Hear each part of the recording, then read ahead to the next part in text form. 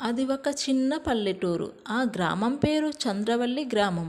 చాలా అందంగా ఉండేది. పచ్చని పొలాలు, పక్షుల కిలకిల రాగాలు, చిన్న చిన్న ఇల్లు. కానీ ఆ గ్రామంలో ఒక పాత పెద్ద చెట్టు ఉండేది. ఆ చెట్టును అందరూ మాయా చెట్టు అని పిలిచేవారు.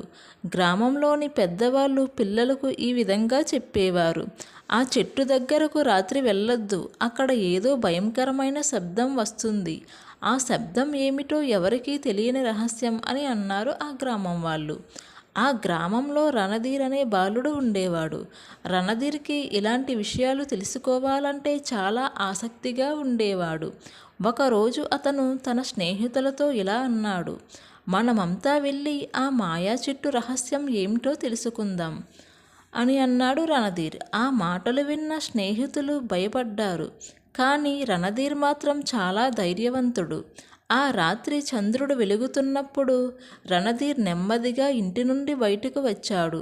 చేతిలో ఒక చిన్న టార్చ్ లైట్ పట్టుకుని అడవిలోకి వెళ్ళాడు. అడవిలో గాలి వీస్తుంది. చెట్లు ఆ గాలికి చాలా వేగంగా ఊగుతున్నాయి. కొద్దిసేపటికి అతను ఆ పాత పెద్ద చెట్టు దగ్గరకు చేరుకున్నాడు. ఆ చెట్టు నుండి వింత వెలుగు వచ్చింది. రణధీర్ ఆ చెట్టు దగ్గరికి వెళ్ళి చూశాడు. ఆ చెట్టు కాండంలో ఒక రహస్యమైన ద్వారం కనిపించింది. ఆ ద్వారం మెల్లగా తెరుచుకుంది. ఆ ద్వారాన్ని చూసి రణధీర్ ఆశ్చర్యపోయాడు. ఇదేమిటి, ఇక్కడ ద్వారం ఉంది అని అనుకున్నాడు. రణధీర్ ధైర్యంగా లోపలికి వెళ్ళాడు. ఆ చెట్టు ద్వారం లోపలికి వెళ్ళగానే రణధీర్ అక్కడ ఒక వింతైన మాయాలోకం చూశాడు. అక్కడ మాట్లాడే పక్షులు ఉన్నాయి, నవ్వే జంతువులు ఉన్నాయి. అక్కడ ఉన్న పువ్వులు ద్వీపపు కాంతుల వలె వెలుగుతున్నాయి. కానీ అక్కడ ఒక పాత ముసలి మాంత్రికుడు కూర్చుని ఉన్నాడు. మాంత్రికుడు రణధీర్ని చూసి గట్టిగా నవ్వాడు.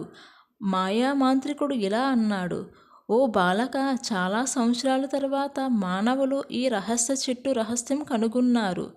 రణధీర్ మాయా మంత్రికుడిని ఈ విధంగా అడిగాడు. ఇది ఎవరి స్థలం అని అడిగాడు. మాంత్రికుడు చెప్పాడు, ఇది ప్రకృతి రహస్యాల లోకం.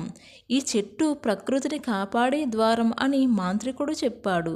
కానీ ఒక ప్రమాదం ఉంది అని మాంత్రికుడు చాలా బాధగా చెప్పాడు. గ్రామస్తులు అందరూ అడవిని కొట్టేస్తున్నారు. అలా చేస్తే ఈ మాయాలోకం నశిస్తుంది అని. ఆ మాటలకు రణధీర్ చాలా బాధపడ్డాడు. రణధీర్ అన్నాడు, నేను గ్రామాన్ని కాపాడుతాను, చెట్లను నరకకుండా చేస్తాను అన్నాడు.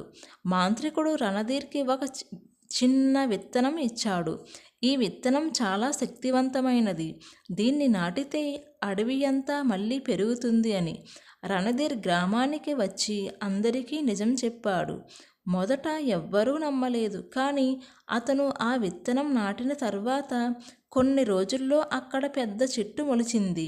గ్రామస్తులు అందరూ ఆశ్చర్యపోయారు. రణధీర్ చెప్పిన మాటలు నిజమే అని తెలుసుకున్నారు.